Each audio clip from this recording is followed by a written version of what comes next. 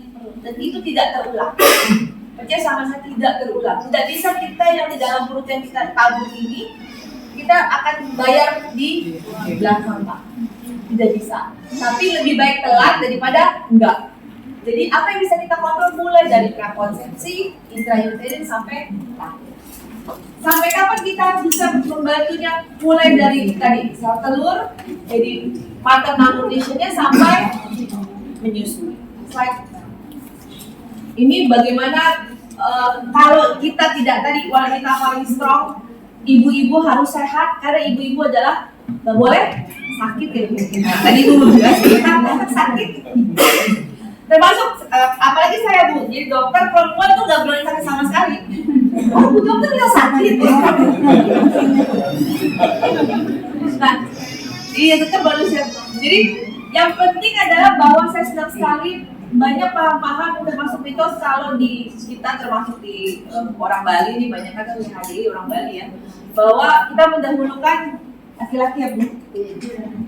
Padahal yang bisa menentukan kecerdasan ataupun lift up dia ekonomi atau perekonomian atau edukasi di rumah adalah siapa Bu? Kenapa? Karena didikannya adalah di dalam. Jadi kalau nanti lahir anaknya sakit-sakitan, anaknya bisa kembali ke pintar sekali, strong, siapa yang bertanggung jawab? Ibu. Sejak kapan? Dalam perut. Termasuk sekarang banyak ibu anak-anak yang ADHD, yang autis. Salah satu faktornya di tenggara adalah maternal stress. Jadi ibu harus happy, betul. Dari mana? Nah, bapak yang usaha. Iya, jadi harus berdaya ya. Kalau berdaya nggak mesti happy. Kenapa? Karena kalau kita sehat, termasuk sehat itu nggak hanya sehat fisik, tapi jasmani dan termasuk bagaimana kita mengelola stres. Dok, tapi saya stres gimana? Kalau nggak stres kita kayak gitu. Tapi yang kita lakukan adalah kita harus memanage stres sehingga kita bisa makan yang baik, termasuk apa yang masukkan ke dalam makanan dari handphone. Jadi kadang-kadang itu mengganggu kita punya mental, ya.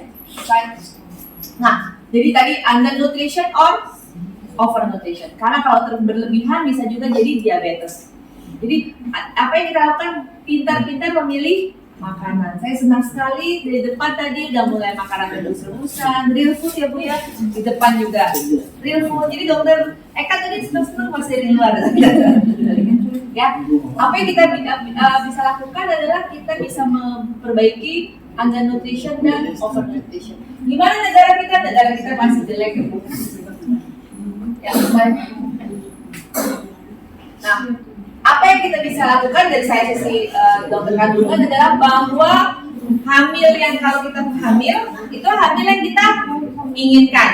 Beberapa kali saya juga dapat, dok, saya nggak ingat, gitu.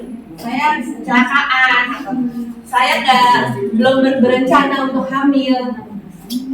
Karena kalau kita nggak rencana kan adalah makannya nggak bagus, terlalu dekat, stres dan macam.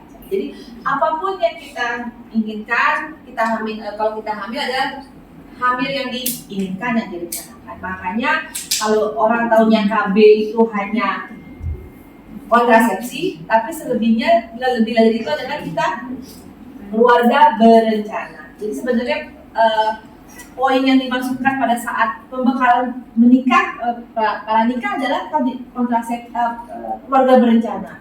Ini mau nikah, biasanya pasangan-pasangannya profesional, jadi mau hamilnya anaknya rencananya berapa? Mohon maaf, jadi nanti ketut-ketut makin sedikit ya anggota kita ya. Ya cuma paling kan nyoman tuh, kalau askes kan sekarang jatahnya 3 katanya. Jadi rencananya berapa dan mulainya kapan, berhentinya kapan, itu direncanakan dengan cara kontrasepsi. Saya nggak terlalu susah sih sebenarnya bicara tentang keluarga berencana kalau di orang dulu ya Pak ya.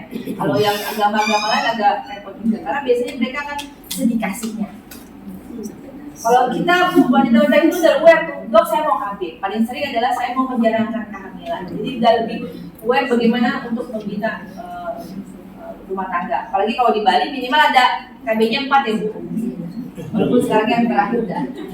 Jadi yang kita bisa cegah adalah jangan sampai generasi kita itu mempunyai dilahirkan dari kehamilan tidak diinginkan. Slide.